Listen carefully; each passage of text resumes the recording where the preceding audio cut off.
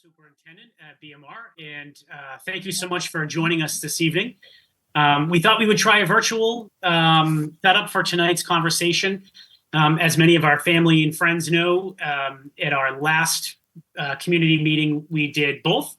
We had some in person and we also had virtual, but we had a great turnout as far as virtual participants and then views after the meeting. So we decided we would go with this mechanism since it seemed to reach more of our family and friends.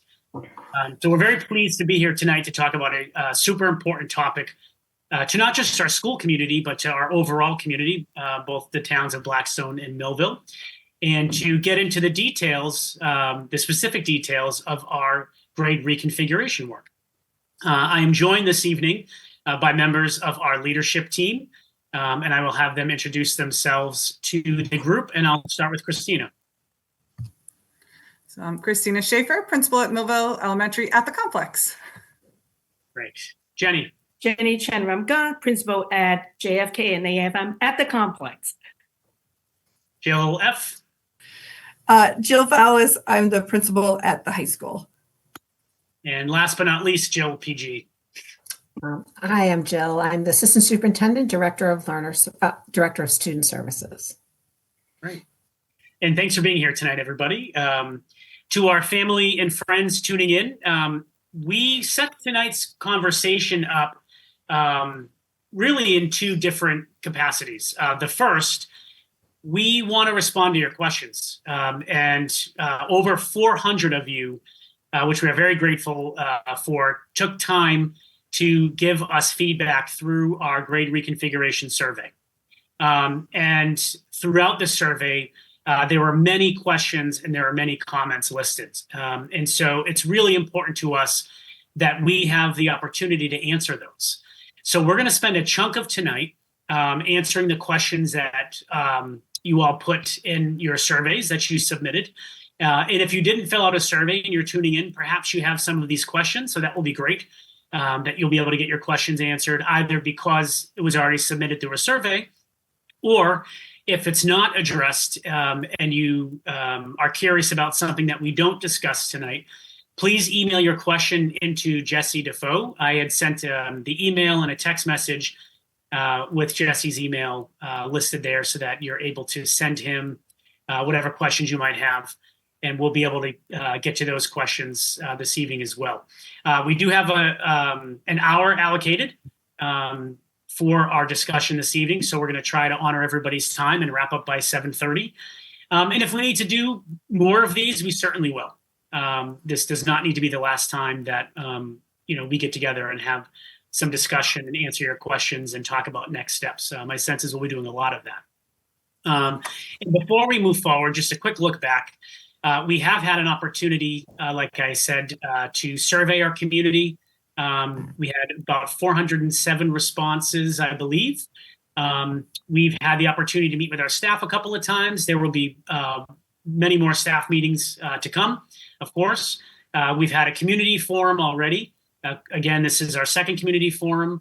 And there'll be additional conversations as we kind of forge the path ahead to this configuration. I should also mention last night we had a joint meeting with the school committee, the Board of Selectmen from both Blackstone and Millville, and the finance committees from both Blackstone and Millville. So we've had a chance to really cover a lot of ground as it relates specifically to ensuring that our community, A, understands kind of the direction we're moving in, and B, has an opportunity to have their voice heard, to share their input, their feedback. And so that's really important to us. And so with that, I just want to start with two, I think, important pieces that were shared on Sunday. I sent an email out to our community that really captured two of the main questions in the survey that was sent out to our community about the grade reconfiguration. You might recall, if you had a chance to look at that email, one of the graphics we sent captured the response to the question, does the need for consolidation make sense? And of the over 400 survey participants, 77% said yes, it made sense that we needed to move forward with the consolidation model. 14% said it made somewhat sense.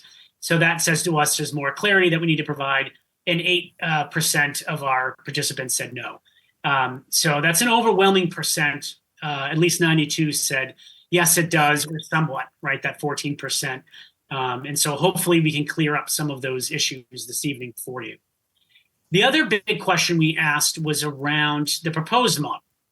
So let's just kind of anchor the discussion on what that is, just as a reminder. So we are looking at moving toward a 3-building configuration for next year. Some of you put in your surveys that that there was some confusion. We have 3 buildings now.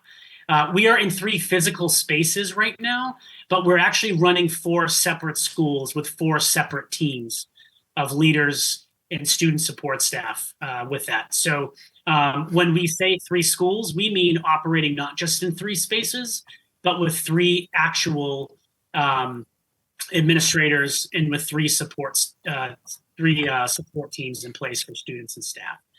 And so we'll talk a little bit about what that looks like as far as what that staffing pattern is going to be moving forward. So we talked about having a preschool through grade 3, which for next year would be housed at the complex.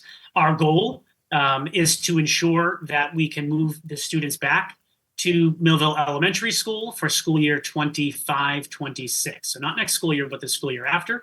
The school committee had lots of conversation in a recent school committee meeting in February with the regional director of Mass DEP and with the Board of Selectmen and Town Administrator from Millville, and decided that, yes, Millville's getting some good results with their water quality assessment, which is great. We are super behind their work, but wanted to see more sustained outcomes. And so voted to keep the littlest learners, our youngest learners, at the JFK AFM complex for next year with Mrs. Schaefer. So that would be one configuration. The second would be grades 4 through 7. And grades 4 through 7 would be housed at the middle school with Dr. Remke. And then grades 8 through 12 would be housed at the high school with Mrs. Fowlis. And so 66.8% of our respondents said, yes, that model made sense. 20% said somewhat, and then 13 said no. And the feedback we received on different configurations that parents would like us to consider were very, very helpful to see. And those that attended or watched the last community forum, they were the same ones: a PK to 4, a 5 through 8, and a 9 through 12, or one big K to 12, or a big K to 8 and a 9 through 12, or a preschool through second grade, a 3 through 6, and a 7 through 12. So we did look at all the models that were proposed, and even to the point that some parents, community members said, just leave it the way it is. It is 3 schools.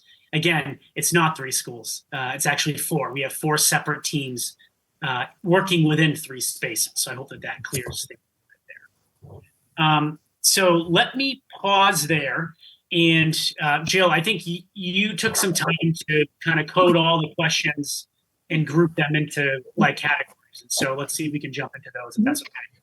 Sure. So we had the opportunity to kind of go through all of the survey results, as well as some of the questions that was submitted earlier tonight, actually, to look at other patterns, or their trends, or their themes, that we can kind of put them in different areas so we can, respond to some of those questions and concerns from the survey, as well as the questions tonight. So some of the main areas that came up, and we're going to have all members of our team help respond to these. There are a lot of questions around the busing and class sizes, our school times, which went along with the busing. We're going to talk a little bit about sports. There were a lot of questions about there. Recess was a really important question for a lot of people, for our 4th and 5th graders, if they moved along to the middle school. Some parents had some concerns regarding the high school and the complex and the high school being a little bit of older buildings. So we're going to have Dr. DeFalco talk a little bit about, the air quality, the testing that's done. We did have a lot of questions, Mrs. Remke, and I'll be asking you this about our after school CCLC. What could that potentially look like? I know that, Jason, you just mentioned a little bit about MES, what it's going to look like for next year and the plans moving forward. A lot of questions that came in too is about what does lunch look for at the middle school, where it's going to be 4, 5, 6, and 7. And again, we're going to talk a little bit about people were asking questions about, the consolidation plan, and is this connected to the need for having a new high school? So I thought we'd jump right in. I'm going to get started. I'm going to talk about a lot of questions about busing and the start and end times for each building, which really are connected. So currently, I think people know that we have two routes right now with busing. We currently have our K through 5 that are on one route together, and we have our 6 through 12 on a separate route. So we have two.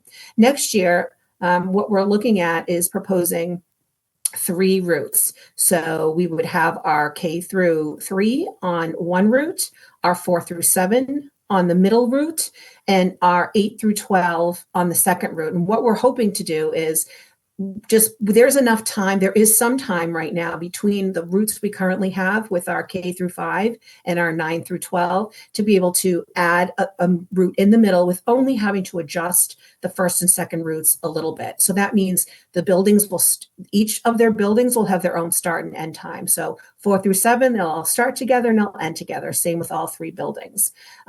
There was also a question on the busing, having my 4th grader with the 7th grader on the bus. And I know there was actually some really great suggestions, and parents had put in comments that, it would make a lot of sense if we have 4th and 7th on the bus. Wouldn't it make sense for maybe our 4th and 5th graders? They're sitting in the front of the bus, and maybe our older kids are on the back of the bus, because there was some concern about my 4th grader, being on that bus with a 7th grader.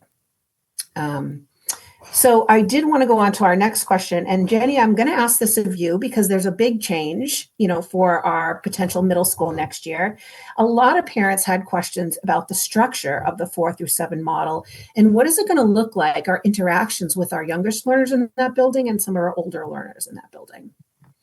Before I start talk about the structure, I just want to put it out there that I spent 18 years in the middle school. I was a middle school teacher for 12 years and principal for 6 years.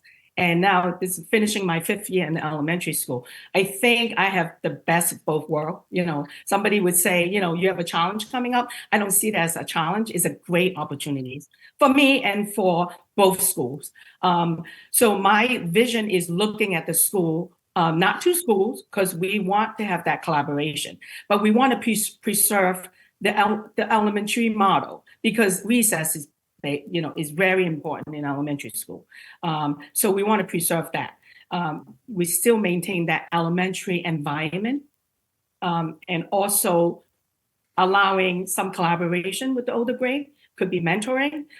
We do not want to take away that middle school / secondary, environment for our 6th and 7th graders, because we have to get them ready for high school. So if you are looking at it, it's not 2 schools, but it's 1 school with 2 structure. And there's some collaboration in between.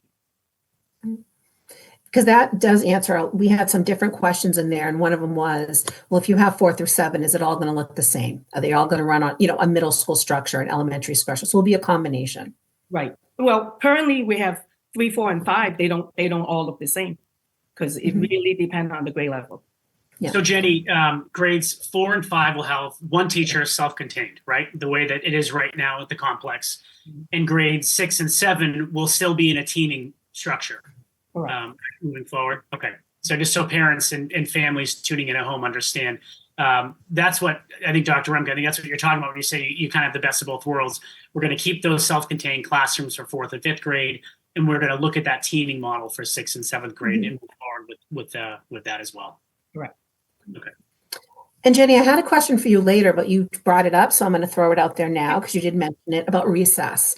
A lot of parents had questions like, what's going to happen with recess? Are our 4th and 5th graders still going to have that opportunity? So I have been working on the structure of the schedule. Yes, they will maintain, the recess right after lunch. So that brought to the question of, okay, because it looks, the middle school looks different than complex. We don't have a playground. And that's where my expertise comes in. I have applied for a playground grant, and I actually have pictures that myself and the community building a playground. It's a lot of fun. So I'm going to put a, opportunity out there for over 100 people tuning in right now. I'm going to call on you because when I apply for that grant, I expect that you're going to help me build that playground for our students. Mhm. And you also, I mean, I know right now, even our fourth and fifth graders, besides having the playground equipment, there's a lot of other activities they engage in during that recess time that would still be available for them. Yes, we have all the recess equipment, and we're very thankful for PTO purchasing equipment. And I'm sure if we need, additional equipment, they will support us on that. Great. So Jason, I think for you, if you can talk a little bit about, there were quite a few questions about class size, increase in class size. And I know you've talked about it on different community forums, but it continued to kind of be a theme with the surveys we got back. Yeah, that's a great, and I certainly understand the issue as an educator, but also as a parent myself. I totally get it. So right now we are looking at next school year class sizes for kindergarten and first grade being what they are. So they currently are about 19, 20 in some situations, but they're again between that 19 and 20. For grades, essentially for grades 2 through 5, they're going to be around 23, 24. And then the middle school class sizes are going to be roughly around 20. Jenny, correct me if I'm wrong, somewhere between 20 and 22. 20 to 22. For grade 6 and grade 7. And then the high school is kind of a unique animal when it comes to that. Right now, the average class size at BMR is 16. But I know next year that's going to change, when we add the 8th grade. But along with the 8th grade students, of course, are coming the 8th grade staff. So we don't expect the overall class size to change too significantly. Ms. Fowlis, is that about right? You think somewhere between 16 and 18? Okay. So the class sizes still are incredibly reasonable, even with the consolidation and the reduction in personnel that we're going to be making. Jill, I have a question for the high school, from the high school folks. What kind of impact is there on the participation in sports for middle school and high school students when it comes to playing middle school sports, JV, or varsity? We are very excited to have the 8th grade at the high school for athletics. There's going to be a lot of flexibility and opportunity really to grow our program in all areas. I know that there was some concern specifically with the sports like soccer and basketball that have middle school participation. We are going to have all students 8 through 12, similar to what other schools around us that are in the same model, try out for our JV and our varsity programs. The majority of the schools around us that, particularly in our DVC, which is our Jewel Valley Conference, have 7th and 8th graders who participate on their JV teams. However, if there is the opportunity that presents itself, that a middle school student could play on the middle school team, then we will welcome that opportunity. We want to have as many students included as possible. But that decision will be up between the coach during the tryout team and not something that they will get to elect into. But we're very excited that we're going to keep as many kids active in athletics as we possibly can. And Jenny, I think now with you, being 4, 5, 6, and 7 and having middle school sports, I'm sure there'll continue to be some opportunities at the middle school level for activities, for sport activities. Yes, and it's also some sports, Dr. Tafalco mentioned that grade 5 is eligible for. Yeah, so I think there was some question about Dr. Rumka's piece about can 5th graders participate in middle school sports? Some. So we'll get the definitive list from MIAA. I believe track and cross country are 2 that come to mind, but we have to check and make sure that we've got a thorough list for families. Great. But we know of a couple. So Jenny, I know you talked a little bit about what the structure will look like. You talked a little bit about recess, but another hot question was lunch. What's lunch going to look like for our kids, and will they have their own separate lunches? Will the grades be grouped together? I am planning for 4 lunches. Each grade level will have their own lunch. Great. Jason, I think this might be a great one for you to answer.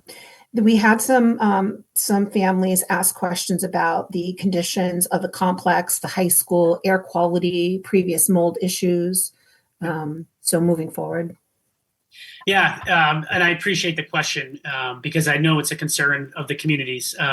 We have a very thorough and complete plan in place for asbestos issues, for any mold or air quality issues.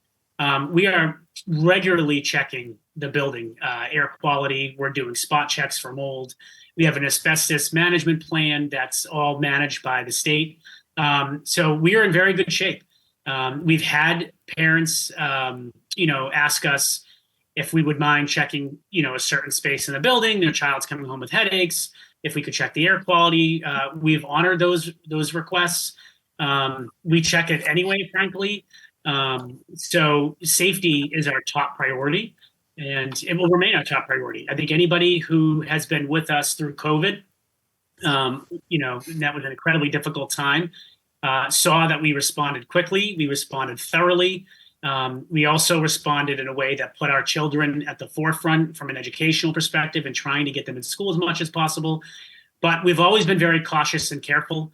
When we have had issues in the past with any air quality because of mold, and those things typically happen in August in a really hot, kind of damp or wet summer, we've always been very public about it. We've shared with the community where things are at, what the mitigation or management plan is. We've worked with the Board of Health on each occasion. We put the health and safety of our children and our staff at the forefront. And so I would be happy to meet with any family that has any follow-up questions. All of our management plans are public. Just let me know if you want to see them. We're certainly happy to have you come in and take a look.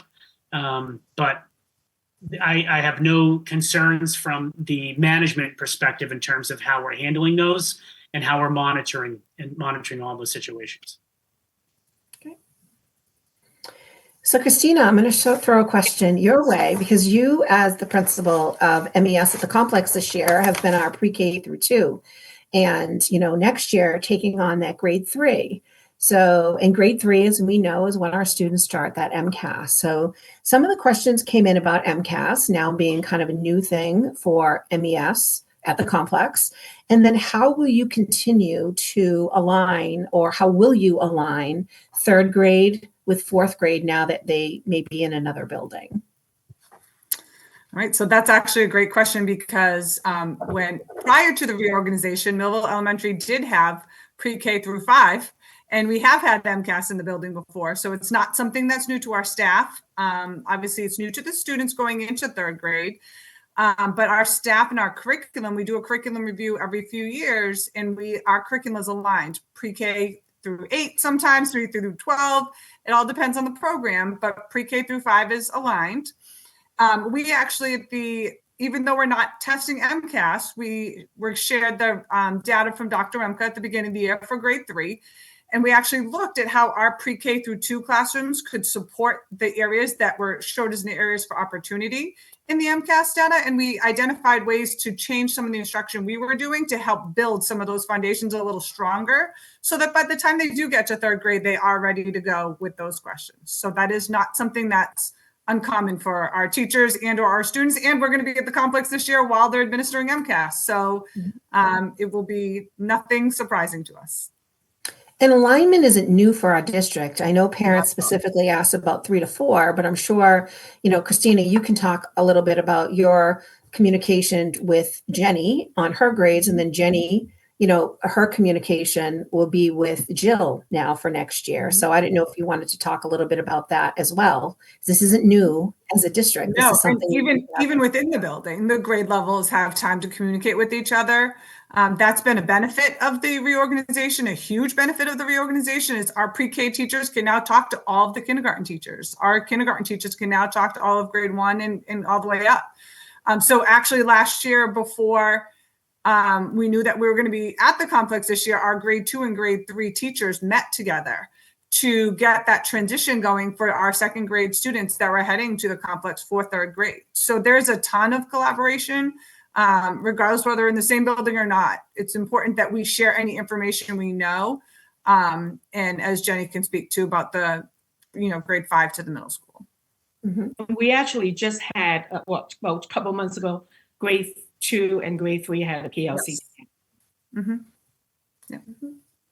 And then I know, Jill, you've also worked with not only, now having a chance to be at the middle school, what the teaming looks like, the progress they've made, but this is not something that's new either from, the collaboration between our current middle school and the high school. No, it's not. And in matter of fact, on our professional development day, March 15th, the 6th grade through 12th grade will all be together, working on different things and benefiting from each other's expertise. So the collaboration is definitely something that we foster throughout the year. Just because the physical space is going to be joined doesn't mean that collaboration isn't going to continue. We do vertical teaming. We've been talking with our 9th grade and 8th grade. Now we get to have the 8th grade and 7th grade. So that will just continue very seamlessly. That is not a ripple in a wrinkle in our plans. And if I may ask, this year, 6th grade teachers came to our building to visit our 5th grade classrooms. So, once we're in the same building next year is even, a lot easier to kind of collaborate. And Jenny, can I add one quick piece to it? And, even when we develop, and each year, as our community knows, we review and revise the curriculum. We have a new subject up each year. This year it's science. But our curriculum committees are comprised of teachers, and just to remind everybody again, but are comprised of our educators from all of our buildings. So that when we move forward with a new curriculum, it's pre-K to 5, it's, whatever the grade span is going to be, 6 through 8, 9 through 12 is what we've done in the past.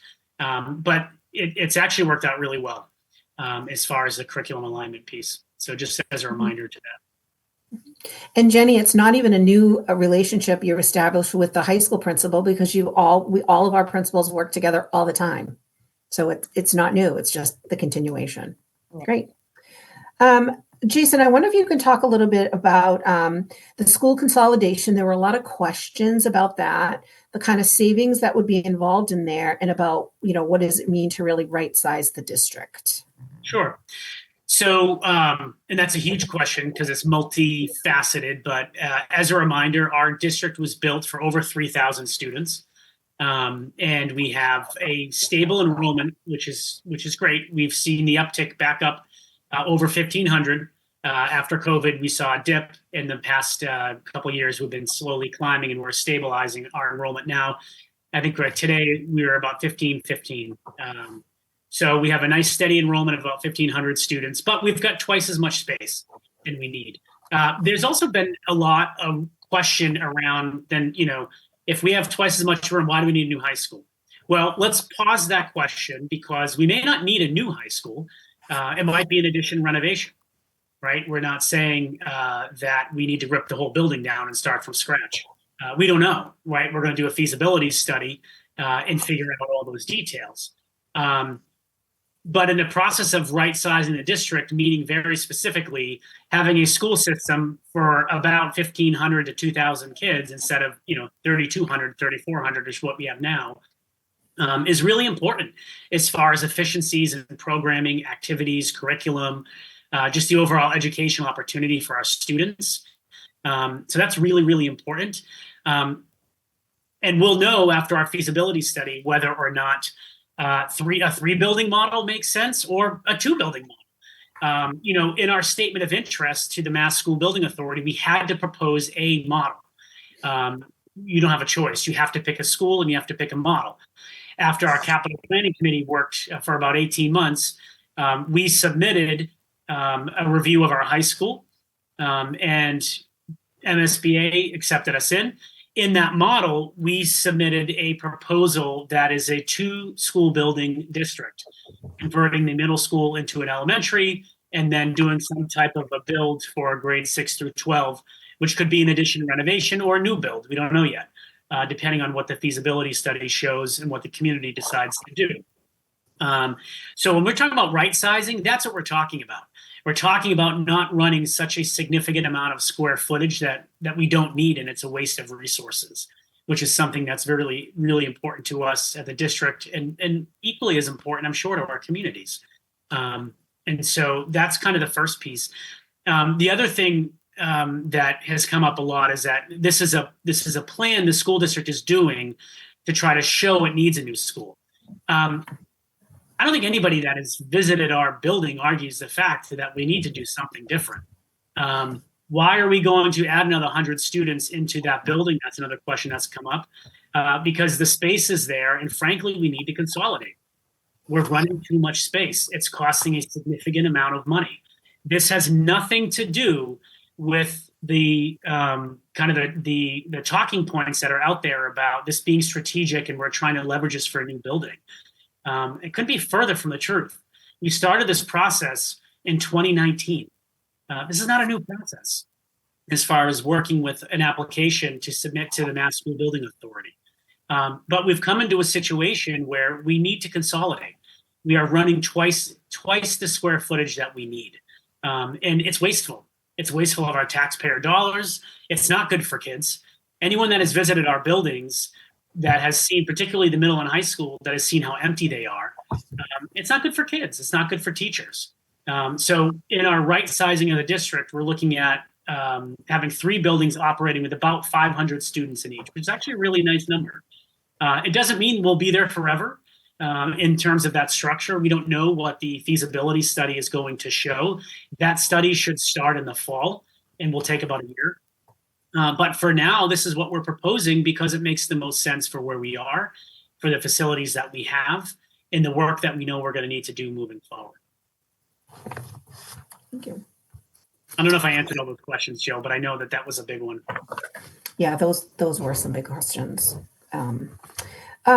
Jenny, after school activities. So I know currently right now you are running the CCLC program after school for our 3 through 5. And, what may that look like next year for students?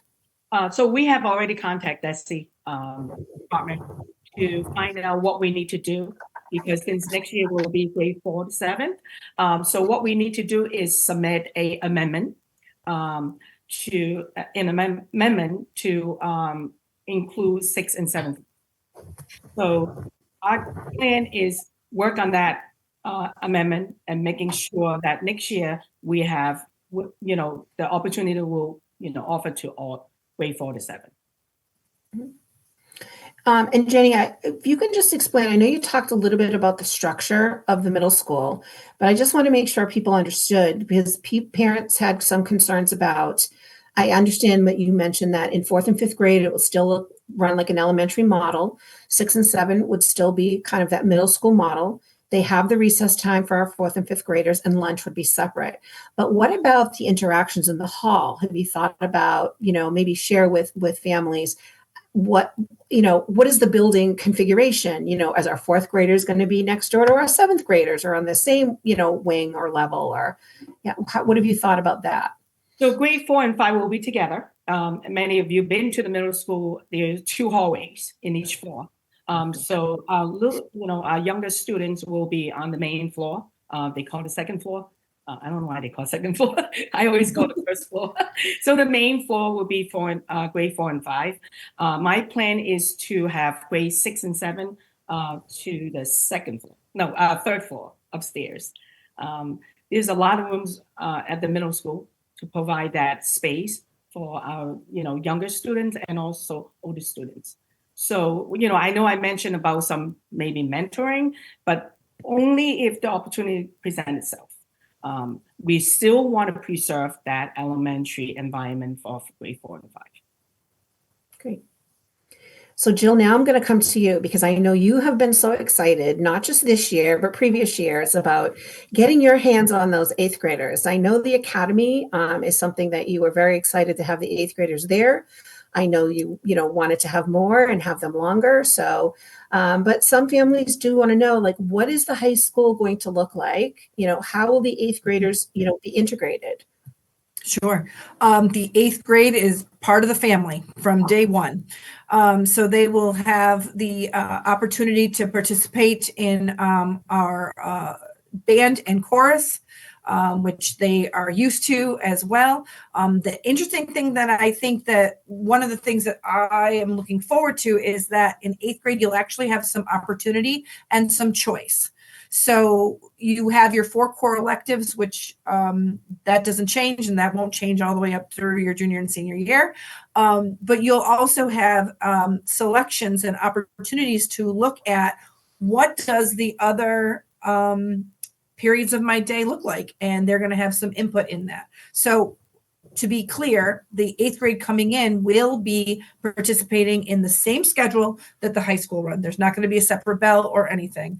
So that we have a 7-period drop 1 schedule. Don't worry about the drops. We'll take care of you. It's very easy. If you can do the alphabet and you know your numbers, then you're good. And so you'll be able to participate. So you have 4 classes that are your core classes, but that leaves you 3 opportunities for electives or enrichment. So that means that you could take band, you could participate in Spanish 1, and that means you don't have to be in the academy. You can opt to take Spanish. And in fact, we had over 35 students who took the initial survey that I sent out say that they were interested in doing that. So our Spanish department is so excited.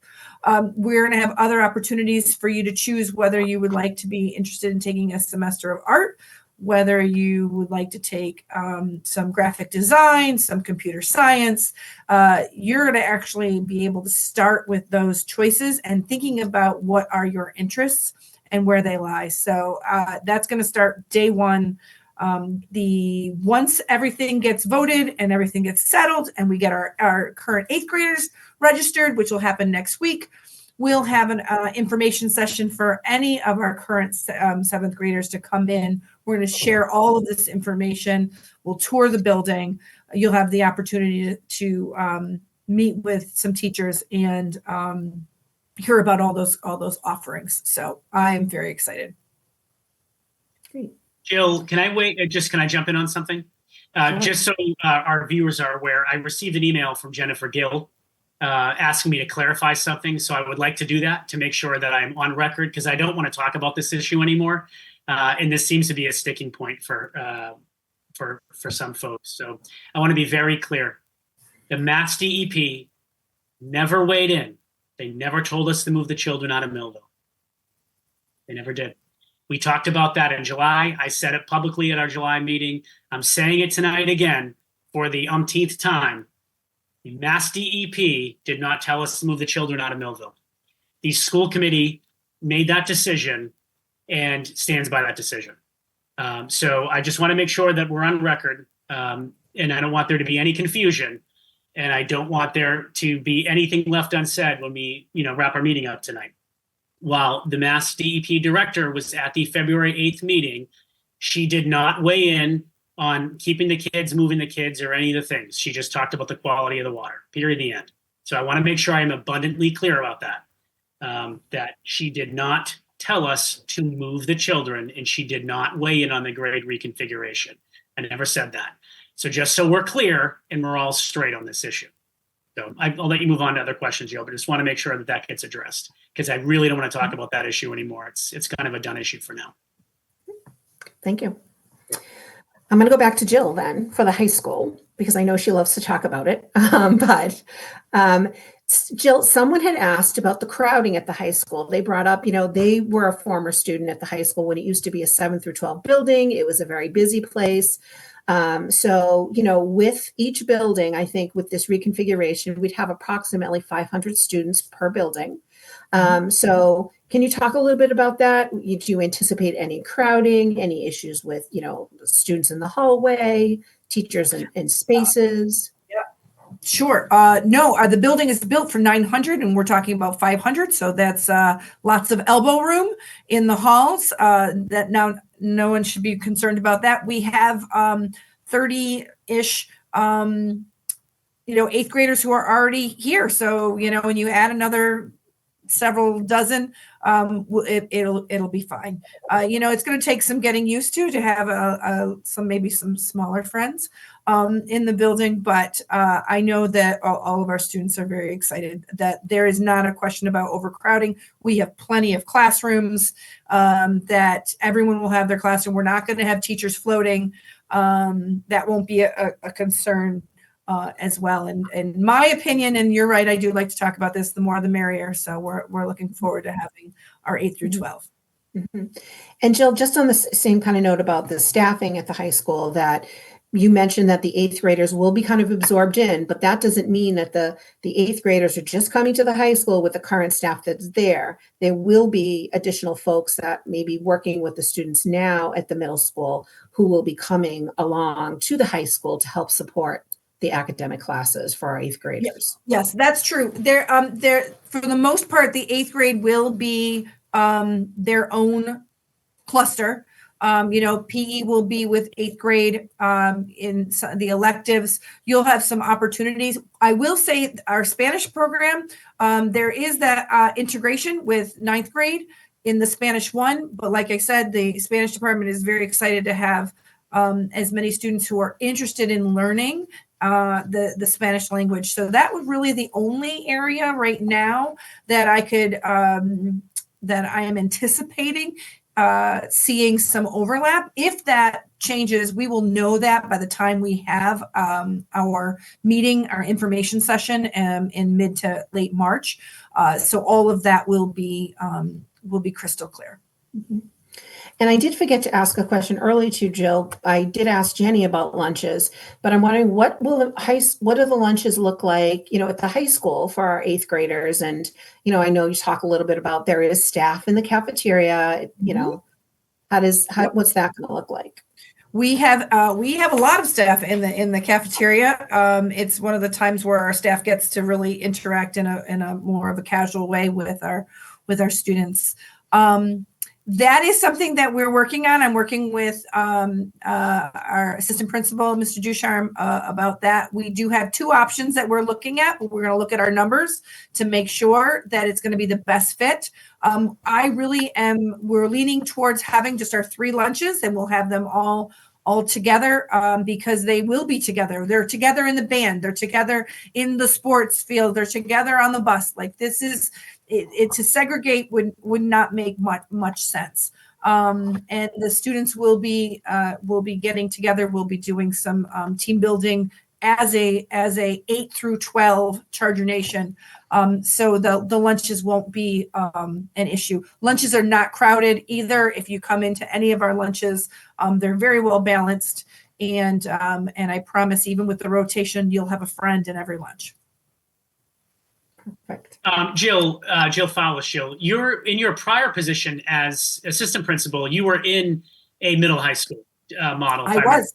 Right? Yep. So We brought up the 7th and 8th grade to our school. So with that, we did have a separate lunch for that, and I would rather have them spread out because they're kind of loud. So we're really looking forward to it. I had a great experience when we brought the 7th and 8th graders up in with the community where I was previously. So I'm equally as excited about having this opportunity. And I understand that there's going to be people watching, 7th grade parents and students that are going to be anxious and all of that. Hopefully we'll be alleviating that over the course of the next few months, and having opportunities to come in school to meet with us, to meet with me. I'm always open to giving you a tour. Our kids are great. And so I'm trying to put everyone's mind at ease. Mm-hmm. And Jenny, sorry. Jill, I know there was a question about staffing and about reductions in staffing. Is it okay to go on? Yeah, that was actually, I was going to throw that out there too. Some of the questions were, if there's number one, it looks like there's going to be staff reductions. I know you've spoken about that at several meetings, but the other part to that was if there's a reduction in staff, how are we able to maintain, those class sizes? Yeah, so definitely, and I appreciate the question because I think it came from all sorts of community members, as well it should. So our total number of full-time positions, so staff positions that we're going to be able to reduce by for next year is actually 19. And that's a combination of a few things. And so I know some of the questions were asked about, is the staff reduction still the same as they were at the beginning of the process? And the answer is yes. The total positions are comprised of administration, of nursing, of custodial staff, instructional support staff, yes, some classroom positions, and some other enrichment type positions. So across the board, it's a total of 19. But frankly, it's really spread out across a variety of different positions, the bulk of which being administrative or student support in nature, meaning health and custodial and those types of positions. There was another question I was asked about including in the budget an athletic director position. The position that was included in the budget, this was one that was added. It was not. It's not a position we currently have. Frankly, in any capacity, and explain where and why and how it came to be, but is a director of student life and athletics. And so to our families that are tuning in, you might remember at the end of the year survey, we got a ton of feedback from our residents, our families, I should say, asking for better coordination around not just athletics, but around all of our extracurricular activities. I was sharing last night at our joint meeting that we've got about 200 students that are involved in a multitude of activities from clubs, drama, music, and athletics. And it's the same 200 students. Well, we have a student body of 1,500. So we've got about 1,300 other kids, and I'm just using rounded numbers, of course, but that are not involved in anything. That's a lot of students. And I'm convinced that through very intentional planning and coordination, we can get our students more involved in our school community. And I think we would all agree that that's a really important goal, not just for the school community, but more importantly for our students, helping them find things that they're passionate about, that they want to get involved in, and really having coordination of that work is critically important. It's also important to mention that, and I think our families know this by now, I know our staff certainly do, but school's not a 10-month operation. We don't open the doors in September and then close them in June. So this position is really going to be tasked with providing all types of opportunities over vacations in summer break, to provide enrichment opportunities, tutoring opportunities, intramural sports, and those types of opportunities for kids. We want to increase student involvement. Students do better when they're involved. They feel better. They feel part of the community when they're involved.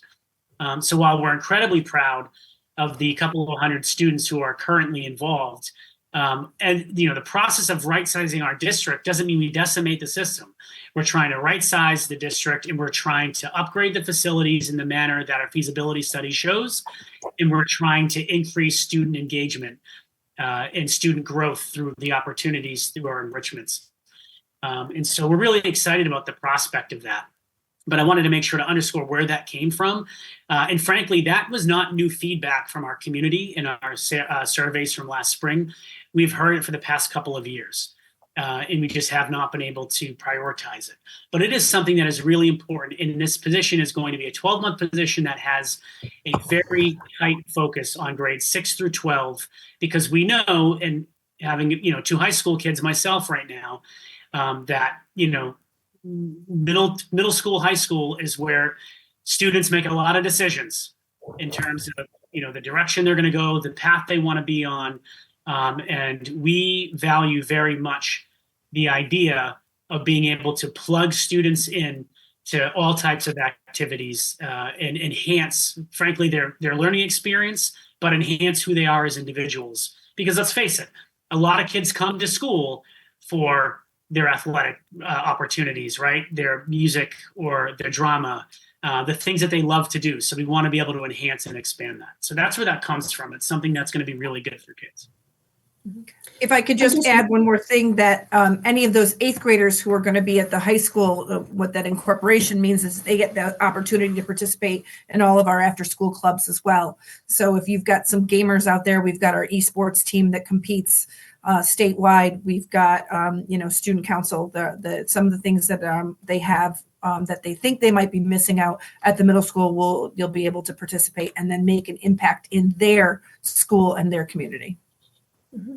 And the total of those savings, again, we discussed this last evening at our joint meeting, and the personnel costs are about 1.5 million. That's a significant amount of money, and that really was possible because of the consolidation. If we weren't able to consolidate our facilities the way that we are, we wouldn't be able to do that. More than half of those savings are coming through from the administration, the health services, custodial, student support positions. And Jason, I know you talked about this, but if you want to clarify, this was asked a couple of times in the survey again. I think there was some misunderstanding that someone mentioned, well, you're going to go to 3 buildings this year and back 4 next year. That's not the intent. It's 3. Right. That's right. It's 3 just the buildings. place that one of the third one would be in. That's right. And so, to that point, the goal is to move the grades PK through 3 to MES in school year 25-26. That's the hope that we're able to do that. And again, in the midst of that, we will have a feasibility study happening. We hope that will be launched by this fall. We will be able to go out with an RFP, we think, sometime in May or June, and start that whole process for someone to facilitate that work. Working with a team of essentially architects and engineers that are going to go through our facilities and give us recommendations, whether we do an addition, a renovation, whether a 6 through 12 makes the most sense, a 7 through 12, an 8 through 12, or the 2 buildings, 3 buildings. So there's a lot of different pieces to this puzzle. But yes, Jill, to your question, we are moving to a 3 building model, 3 teams, 3 buildings, and until the feasibility study is finalized and we know what direction to move. Mm-hmm. And Jenny, I just want to ask you, I know Jill had mentioned that, I know she recently had the 8th graders up, there's some tours. Do you have any plans for I know normally it's, the students who are in 5th grade going to 6th grade, there's some tours, they get to know their building. I'm just wondering if you have any, thoughts or plans for, having students visit or become familiar with their building, or parents. Yep. So, before I answer that question, I want to answer one question that many parents ask me: if we still have 5th grade celebration. I know it's very important to them because, they went through pre-K to or K to 5, and I'm not going to take that away from them. We will have 5th grade celebration this year, and we also will have grade 3 and grade 4, like a farewell, celebration. Celebration. So we will have that.